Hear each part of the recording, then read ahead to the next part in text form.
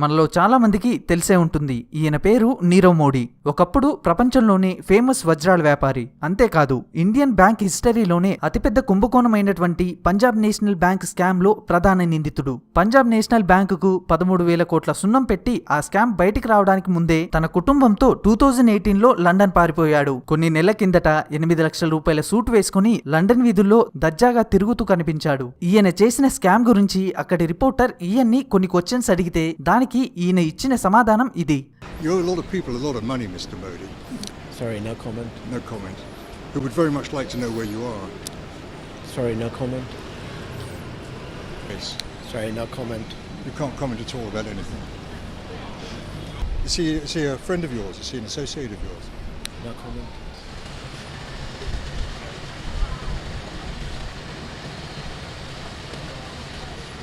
గంతకి తగ్గ బొంత అన్నట్టు అల్లుడికి తగ్గ మామ మెహుల్ చోక్సీ.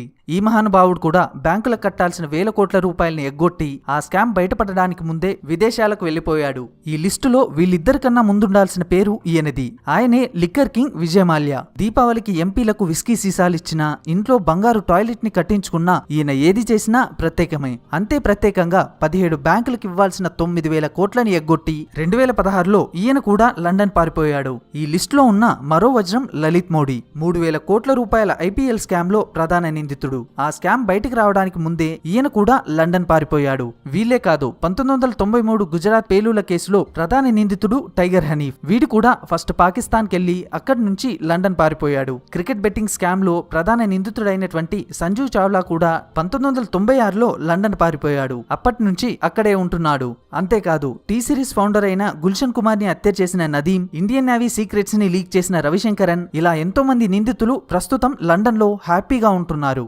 సంవత్సరాలు గడుస్తున్నా, ప్రభుత్వాలు మారుతున్నా, ఏ ప్రభుత్వం కూడా వీళ్ళలో ఏ ఒక్కరిని కూడా ఇండియాకి తీసుకురాలేకపోయింది.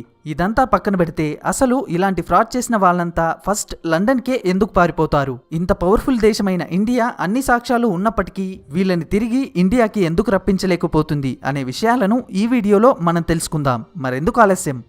ఇప్పటివరకు చెప్పిన వీళ్ళే కాదు, ఇండియాలో జరిగే చాలా ఫ్రాడ్స్ లో ఫ్రాడ్ చేసిన వ్యక్తి ఫస్ట్ వెళ్లే ప్లేస్ లండన్. ఇలా ఫ్రాడ్ చేసిన వాళ్ళంతా లండన్ వెళ్లడానికి గల కారణం అక్కడున్న చట్టాలు. ఏ దేశమైనా సరే బయట దేశానికి చెందిన ఒక వ్యక్తి అక్కడ ఫ్రాడ్ చేసి పారిపోయి తమ దేశానికి వస్తే అతన్ని తమ దేశంలోనికి రానివ్వదు. కానీ బ్రిటన్ అలా కాదు. ఫ్రాడ్ చేసిన వాళ్ళు తమ దేశానికి ఎప్పుడెప్పుడు వస్తారా అని బ్రిటన్ గవర్నమెంట్ ఎదురు చూస్తూ ఉంటుంది. అతను ఏ దేశానికి చెందిన వాడైనా సరే, అక్కడ ఏ నేరం చేసొచ్చినా సరే, డబ్బులుంటే చాలు బ్రిటిష్ గవర్నమెంట్ అతను తమ దేశంలో ఉండడానికి పర్మిషన్ ఇస్తుంది. అంతేకాదు వాళ్ళకి కొన్ని స్పెషల్ ఆఫర్స్ ని కూడా ప్రొవైడ్ చేస్తుంది. For example golden visa. మీరు ఏ ఫ్రాడ్ చేసినా సరే బ్రిటన్ వెళ్లి 18 కోట్లని గనక ఆ దేశంలో ఇన్వెస్ట్ చేస్తే అక్కడి గవర్నమెంట్ అతనికి గోల్డెన్ వీసాని ప్రొవైడ్ చేస్తుంది. ఈ గోల్డెన్ వీసా అక్కడి పౌరసత్వం లాంటిది. ఈ వీసా ఉన్న వాళ్ళు అక్కడ సొంతిల్లు కొనుక్కోవచ్చు, పని చేయొచ్చు, లేదా సొంత వ్యాపారాన్ని కూడా స్టార్ట్ చేసుకోవచ్చు. అసలు బ్రిటన్ ఫ్రాడ్ చేసి వచ్చిన వాళ్ళకి, క్రిమినల్స్ కి ఎందుకు ఇన్ని ఆఫర్స్ ఇస్తుందని మీరు అడగొచ్చు. దానికి కారణం డబ్బు.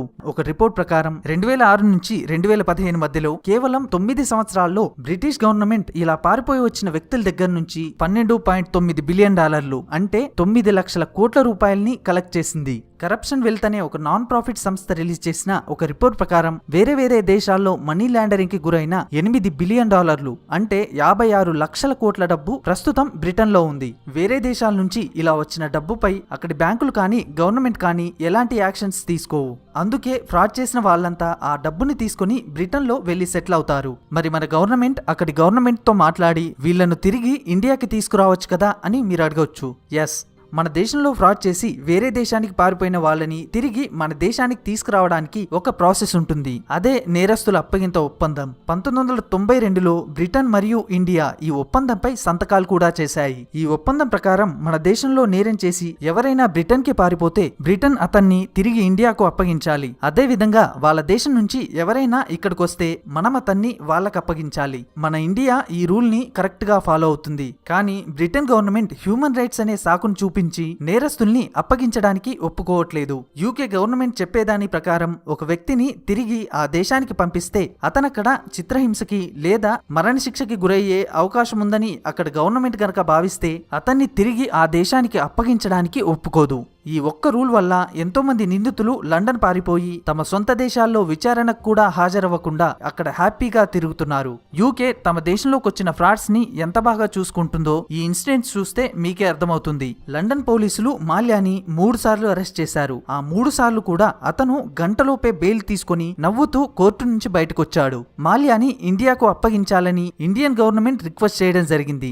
దానికి బ్రిటిష్ గవర్నమెంట్ ఇచ్చిన రిప్లై ఏంటో తెలుసా? ఇండియాలో జైళ్లు బాగా లేవు, వేడి ఎక్కువగా ఉంటుంది, బుక్స్ చదవడానికి సరైన లైట్ కూడా ఉండదు. ఈ కారణాల వల్ల మాల్యాని ఇండియాకి పంపడం కుదరదు. ఒకవేళ మీ జైళ్లపై మీకంత నమ్మకం ఉంటే వీడియో తీసి పంపించండి. ఆ వీడియో చూసిన తర్వాత నిర్ణయం తీసుకుంటామని అక్కడి కోర్టులు తేల్చి చెప్పాయి. వెంటనే మన గవర్నమెంట్ అతని కోసం ప్రత్యేకంగా జైల్ రూమ్ ని తయారు చేయించి east facing security cameras, medical facility, library, TV ఇలా ఆ రూమ్ కున్న అన్ని ప్రత్యేకతల్ని తెలుపుతూ 8 నిమిషాల వీడియోని బ్రిటన్ కోర్టుకి పంపించింది. ఆ వీడియో పంపిన తర్వాత కూడా బ్రిటన్ కోర్టు మాల్యాని ఇండియాకి పంపడానికి ఒప్పుకోలేదు.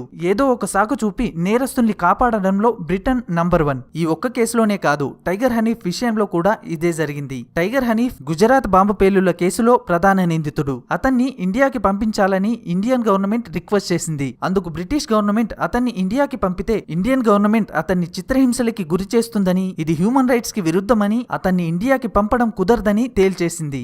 గుజరాత్ అల్లర్లు జరిగి 27 సంవత్సరాలు గడుస్తున్నా ఇప్పటికీ టైగర్ హనీఫ్ లండన్ లోనే ఉన్నాడు. అక్కడ లగ్జరీ లైఫ్ ని ఎంజాయ్ చేస్తున్నాడు. దీన్ని బట్టి అర్థం చేసుకోవచ్చు నిందితులంతా బ్రిటన్ కే ఎందుకెళ్తారో, బ్రిటన్ నిందితులకి ఎలాంటి సెక్యూరిటీని ఇస్తుందో. అందుకే లాస్ట్ 7 ఇయర్స్ లో మన దేశానికి చెందిన 5500 మంది బ్రిటన్ లో ఆశ్రయం కోసం అక్కడి గవర్నమెంట్ కి రిక్వెస్ట్ పెట్టుకున్నారు. 1992లో ఇండియాకి బ్రిటన్ కి మధ్య నేరస్తుల అప్పగింత ఒప్పందం జరిగింది. ఆ ఒప్పందం జరిగి 28 సంవత్సరాలు అయింది. ఈ 28 సంవత్సరాల్లో మన దేశంలో ఫ్రాడ్ చేసి పారిపోయిన 132 మందిని తిరిగి మన దేశానికి అప్పగించాలని ఇండియన్ గవర్నమెంట్ బ్రిటిష్ గవర్నమెంట్ ని రిక్వెస్ట్ చేసింది. అందుకు బ్రిటన్ ఎంతమందిని అప్పగించిందో తెలుసా? కేవలం ఒక్కరిని మాత్రమే. ఆ ఒక్కడు కూడా నేరాన్ని ఒప్పుకోవడం వల్ల అప్పగించింది. మిగతా రిక్వెస్ట్లలో చాలా వాటిని రిజెక్ట్ చేస్తే కొన్ని మాత్రం సంవత్సరాలు గడుస్తున్నా ఇంకా అలాగే పెండింగ్ లో ఉన్నాయి. మన దేశం మాత్రం బ్రిటన్ అడిగిన ప్రతి ఒక్కరిని వాళ్ళకి అప్పగించింది. అలా అని బ్రిటన్ అన్ని దేశాలతో ఇలా ఉండదు.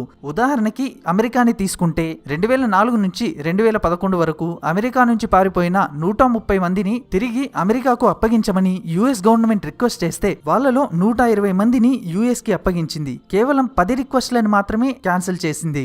బ్రిటన్ ఒక నేరస్తుని తిరిగి ఆ దేశానికి అప్పగించాలా వద్దా అనేది ఆపోజిట్ దేశం బ్రిటన్ పై క్రియేట్ చేసే ప్రెషర్ పై డిపెండ్ అయి ఉంటుంది.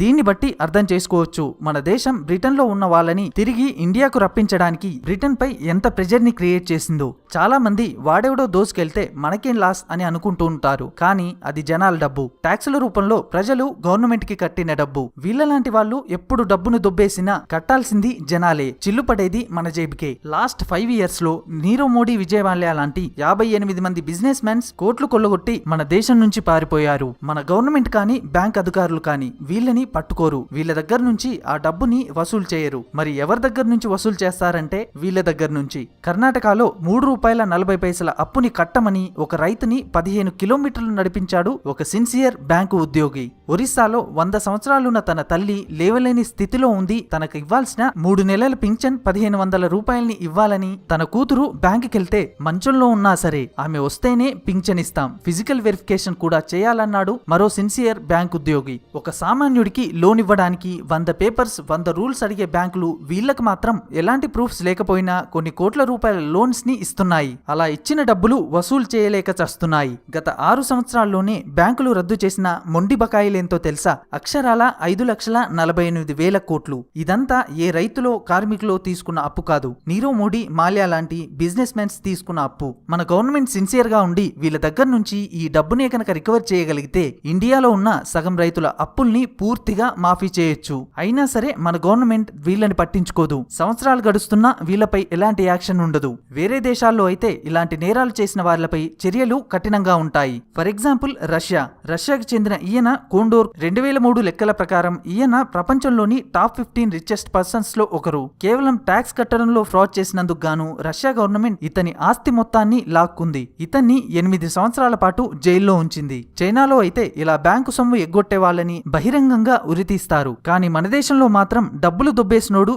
ఎప్పుడు ఇండియాకొస్తాడా అని జైళ్లకి రంగులేస్తూ కూర్చుంటాం. ఈ పరిస్థితి మారాలని ఆకాంక్షిస్తూ మీ ఫ్యాక్ట్స్ ఫర్ యూ. ఈ వీడియో కనుక మీకు నచ్చినట్లయితే లైక్ చేయండి, షేర్ చేయండి, కామెంట్ చేయడం మాత్రం మర్చిపోకండి.